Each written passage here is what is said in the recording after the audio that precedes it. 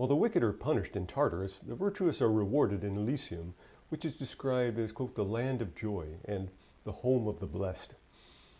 While Tartarus is portrayed as a gloomy and dark place, Elysium is said to have its own sun and to bask in a glowing light.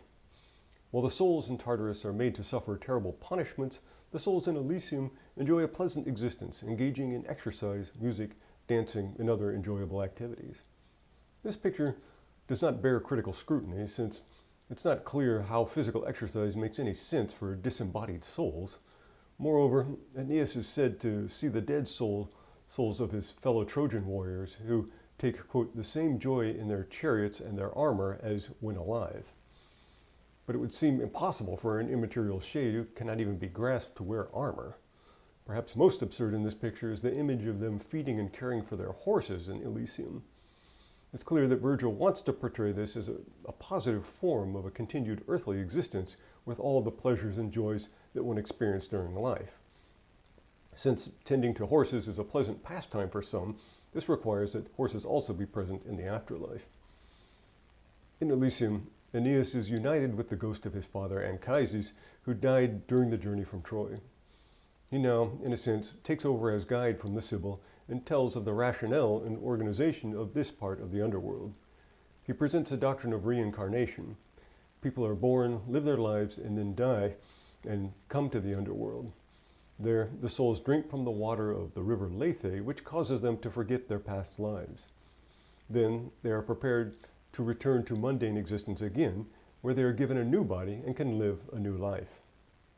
Scholars have identified elements of Platonism and Stoicism in the cosmology that Anchises presents, but it's unclear to what degree Virgil's vision of these things was widely shared in the Rome of his day. In any case, there's a clear mind-body dualism at work. The spark of life is fire, which comes from heaven. The body is simply physical matter which decays and is perishable, while the soul endures. With an echo of Plato's Phaedo, the body is even portrayed as a prison to the soul and the cause of both grief and joy. Anchises seems to indicate that even the souls in Elysium were in some ways sinful and needed to pay for their missteps in different ways before they could be allowed to enjoy the afterlife. He explains that the souls, quote, are put to punishment to pay the penalty for their ancient sins. Some are stretched and hung out empty to dry in the winds. Some have the stain of evil washed out of them under a vast tide of water or scorched out by fire, end quote. These sins are thus taken seriously, but they are apparently of a different category from the far more serious crimes committed by the inveterate and hardened sinners who dwell in Tartarus. Anchises emphasizes the key point, quote, each of us suffers his own fate in the afterlife. We've seen that there was a leveling effect in the Mesopotamian and Jewish afterlife. Even in the Homeric underworld, the dead souls seem all to be treated equally, despite the differences in their moral characters.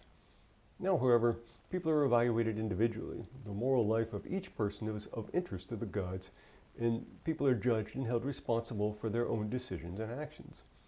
This represents a new conception of individuality and an increased awareness and appreciation for the realm of inwardness and subjectivity of each person.